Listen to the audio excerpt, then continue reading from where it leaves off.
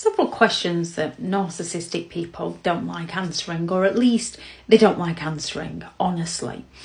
One of the first things that a narcissistic person doesn't like answering is questions about themselves. When they're busy exaggerating something that has happened to them, somewhere they've been, somewhere they've met, an achievement they've made, and you try to ask them questions about this, purely because you're interested in what they're telling you, because you don't realise they're exaggerating these things to you.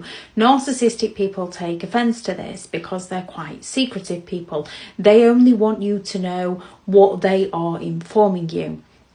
They, on one hand, due to the possibility that they ask you questions to get to know you so that they can manipulate you and exploit you, might potentially believe that you are doing the same thing to them. So they don't want to give you too much information. So the more you ask about them, the more they often shut down from you.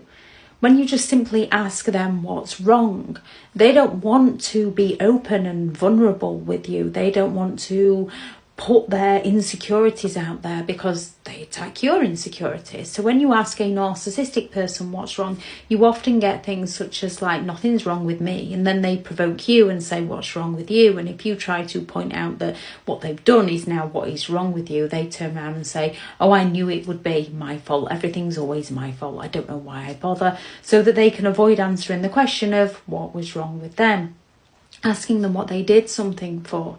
They don't believe they should have to answer to you, and they do not want to tell you what they have done anything for. Asking them why they'd rather impress a stranger. They'll claim that you're the one that's imagining things, you're just jealous. If you ask a narcissistic person what they love about you, you'll often notice if they do answer this question, they love everything you do for them, everything you supply them, everything you provide for them. They don't love your personality, they don't love your hobbies, they don't love the little things about who you are as a person. They love everything that you supply to them. And anything that involves them telling the truth.